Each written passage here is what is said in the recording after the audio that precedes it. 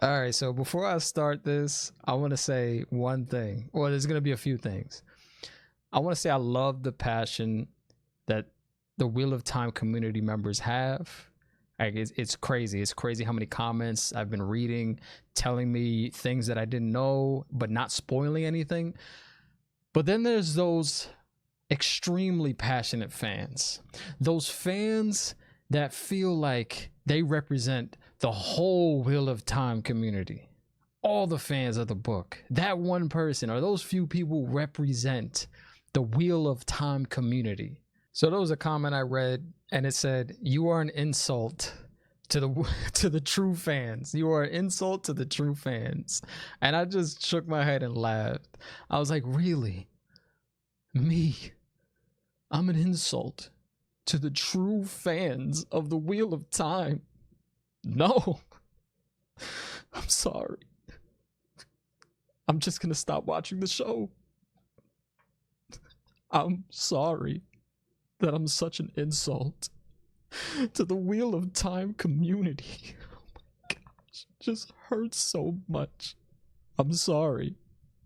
And I just had to laugh because that one person, it's like he was chosen. He was the chosen one. He stood in front of a panel of people, a panel of true fans. And they said, "You have read the books 53 times. You are worthy of representing the true fans. Stand against any man, woman, or child who supports people who haven't read the books. But most of all,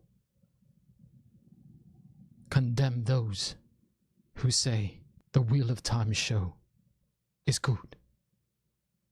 Go forth and remember, the wheel weaves as the wheel wills."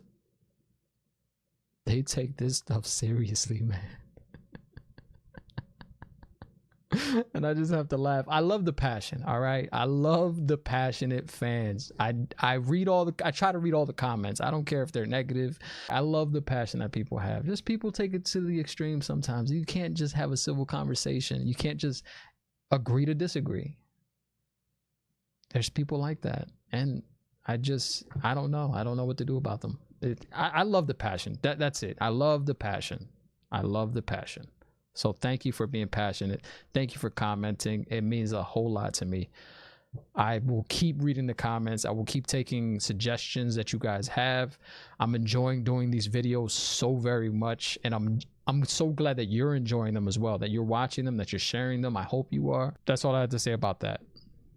Now, as far as this episode, I got a lot. Oh man, I think this is more than episode 1 and 2, man. All right, so let's get into it. Now, the Trolloc at the beginning.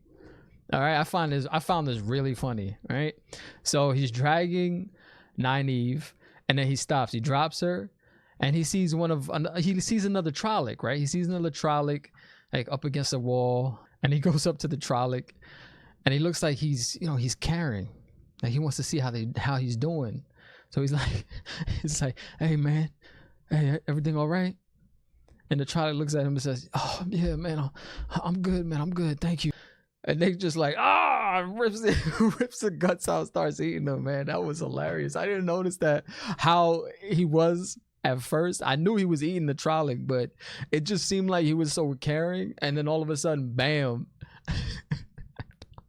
That was hilarious, man. That was hilarious. And then when Nynaeve kills the Trolloc in the water, in the pool, you see the symbol again. The apostrophe. The half of the yin and yang. You see that in the water, made out of blood. Man, that was good. That's cool, man. I love this. I love looking for little things like that I missed, and that's going to be important later on in the series. I love it. And another thing, Nynaeve is a hell of a tracker. Even Lan was impressed that she was able to track him all the way from the Two River. And she didn't tell him how she did it. I have a theory that the reason why the Trolloc tried to kidnap Nynaeve is she's related to the Dark One. She's somehow related to the Dark One. Because in the first episode, we find out that she was a baby when her parents died. She didn't really know her parents. So that's my theory. I think that she was there in the town and the Trolloc grabbed her and was taking her back to the Dark One because they're related somehow. They have some type of connection. So that's what I think. Let me know what you think. I gotta talk about some of the music in this episode, man. The music in this episode is fantastic. The one scene where Lan and Nynaeve are talking and she is picking up the ingredients to help Moiraine heal. That music is fantastic. And I have a feeling that Lan and Nynaeve are going to connect. They're gonna connect. That's all I'll say. I'll leave this kid friendly. They're gonna connect in some way. That's what I think. But yeah, listen to that. That's fantastic.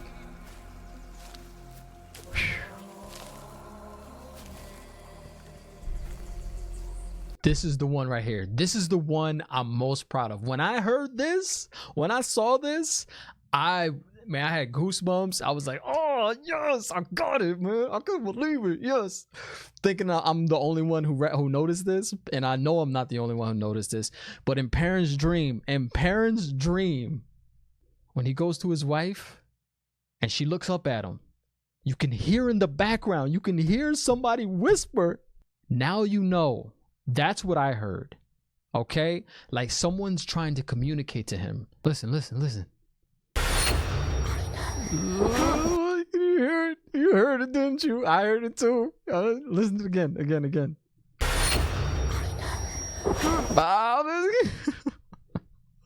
Oh man, I'm good, man. I am good. One more time.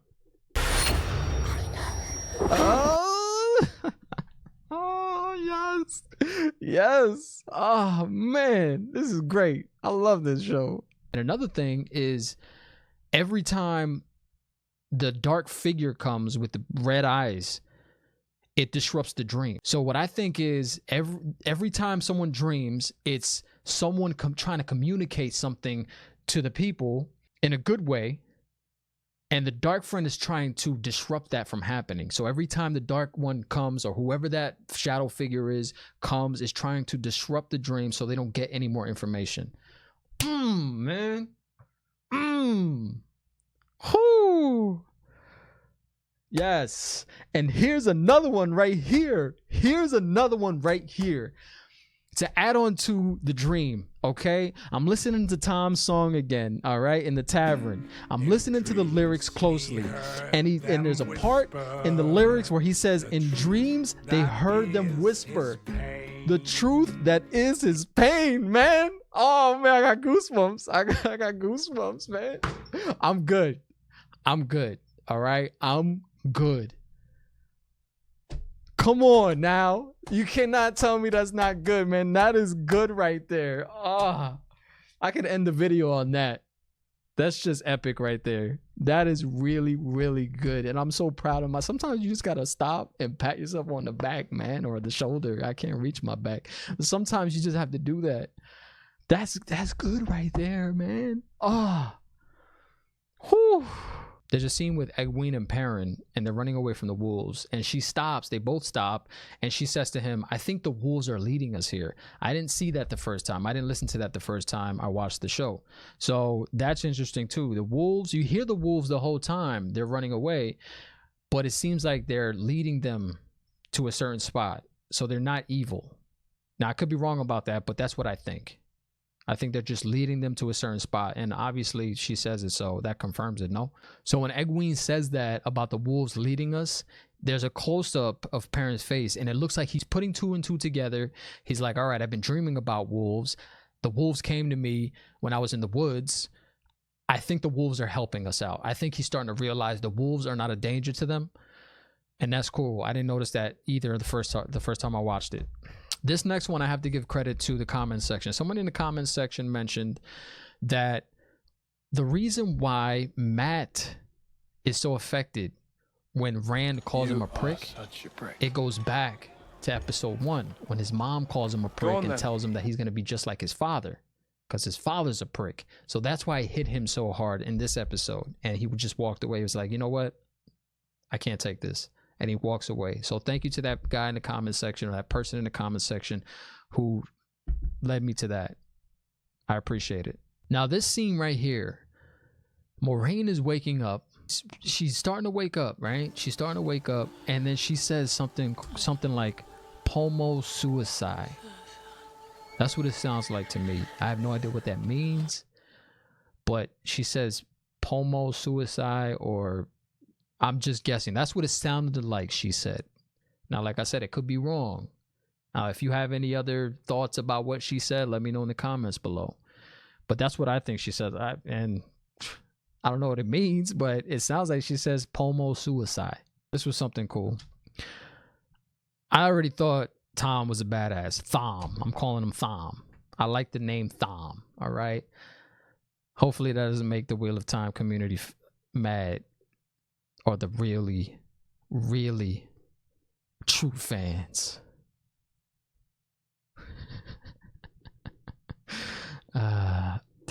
So he's walking up to Matt, and Matt, you know, he pulls out his knife like he's gonna do something, and he says, "You'll bleed out before you can lay a finger on me." Now that right there is badass. Thom is badass, man. I can't wait to see him in more action. I can't wait to see him fight. I think he's gonna do some damage later on, man. I think he's gonna do some damage. Now Matt takes a gem or some type of stone from the dead eye eel, and I'm wondering to myself, and I'm thinking, why did no one take that? Why did no one take that before they put him in the cage and killed him? Is there a purpose for why no one took that stone? Because we know he has the dagger, and now he has some type of stone that apparently nobody wanted. So I'm thinking there's something with this stone that nobody else wanted, and he's the only one that said, you know what, I want it. And also the carving of the wolf, I think it's a wolf that's also in the dead eye eel. The wolf is interesting. This show has a lot to do with wolves and dreams. Now when Rand is trapped in the room, he's beating down the door, and the girl says, "It'll take three men your size to break that door down." Paraphrasing, of course. And he somehow breaks it down. So he must have super strength or something on the lines, or he's just determined to break it down. That could be it too. Or she overestimated how strong the door was. I don't know, but he really broke the door down. And she was in shock. She was in shock. She didn't think anybody could do it. And that's pretty much it. That's pretty much it for this episode. I'm enjoying these go back and rewatch episodes. I really, really enjoy them, and I hope you do too. It seems like you do because you guys keep commenting. I love reading the comments. You don't even know. Like, I get up in the middle of the night to use the bathroom, and I check the comment section because it's massive. The Wheel of Time community is massive, and apparently this show is making the book sales go up. So that's awesome. Episode 4 review coming Friday. So stay tuned for that. If you're not subscribed yet, please subscribe. It means a lot to me. Comment. That means a lot to me. I really enjoy reading the comments. Like I continue to say over and over again, I really enjoy reading the comments. There's a lot of them, so if I don't get to your comment, I apologize. Please forgive me. I just want to say that up front because there are more comments that I've ever seen for anything I've done. The Wheel of Time community. That's crazy. It's crazy. I really love you guys. I thank you guys. I stream every Tuesdays and Thursdays on Twitch. The link is in the description below. If you want to follow me on Twitter, Instagram, TikTok, all those links are in the description below. Come join my Twitch channel. We can talk about the Wheel of Time. You can tell me about the video games that you enjoy playing. You can tell me about, and we can talk. We could just talk about anything. It doesn't matter. All right. So please join me on my Twitch channel Tuesdays and Thursday nights. I really appreciate you. I love you. Stay safe and have a good one.